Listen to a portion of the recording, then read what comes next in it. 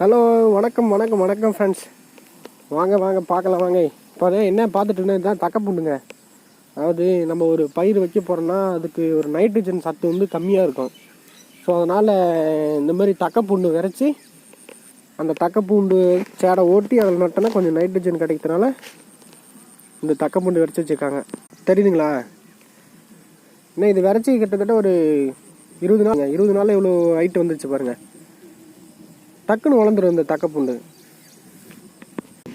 நம்ம வந்து பயிர் வச்சுக்கிட்டே இருக்கனால மண்ணில் வந்து நைட்ரஜன் சத்து வந்து கம்மியாயிடும். நைட்ரஜன், பாஸ்பரஸ், பொட்டாஸ் இதெல்லாம் கொஞ்சம் கம்மியாயிடும். ஸோ அதனால் நம்ம இயற்கை விவசாயமாக பண்ணும்போது இந்த தக்கப்பூண்டு வந்து ஒரு பெஸ்ட்டு மெத்தடுங்க. ஏன் சொல்கிறேன்னா, இதில் இருக்கிற பச்சையும் இருக்குதுல்ல, பச்சை இந்த செடி வந்து சீக்கிரமாக வளர்ந்து தண்டில் ரொம்ப பெருசாக இருக்காது. அப்படியே இந்த சேடையில் நம்ம வச்சு ஓட்டணும்னா ஈஸியாக அது நைட்ரஜன் சத்து வந்து ஈஸியாக கிடச்சிருக்கோம். நம்ம மண்ணுக்கு வந்து நைட்ரஜன் சத்து வந்து அதிகமாக தேவைப்படுது.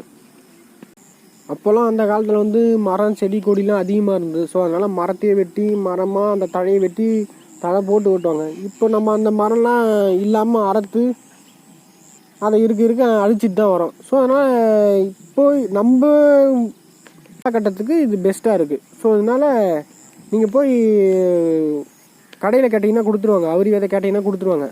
நீங்கள் ஏக்கரா கணக்கில் விரைச்சிட்டு நீங்கள் மொத்தமாக ஓட்டி மொத்தமாக இப்போ சம்பா வந்து சம்பா நடுவாங்க.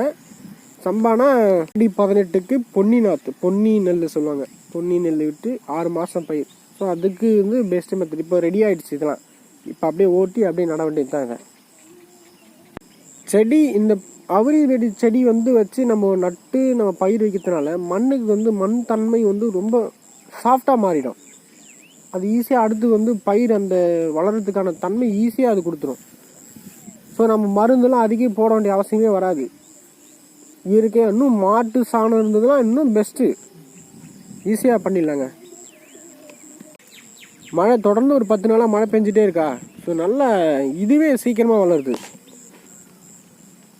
பார்த்தா தெரியும். இதுதான் பார்த்துக்கோங்க. இது எதுக்கும் யூஸ் இல்லை. ஒரே ஒன்று, நம்ம பயிர் வைக்கிறதுனால தழைக்காக யூஸ் ஆகிறதுக்கு மட்டும்தான் இது. ஆடு மாடு கூட இந்த மேயாது. இது நட்டது இந்த செடி விரைச்சதுலேருந்து மழை பெஞ்சிட்டே இருக்கா. ஸோ சீக்கிரமாக வந்துச்சு பாருங்க.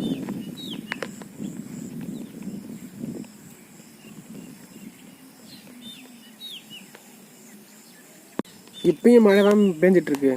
சம மழைங்க. 10 நாளாக மழை பெஞ்சிட்ருக்கு. இப்பயும் மழை பெஞ்சிட்டு தான் இருக்கு. நன்றி நன்றி நன்றி. தேங்க்யூ.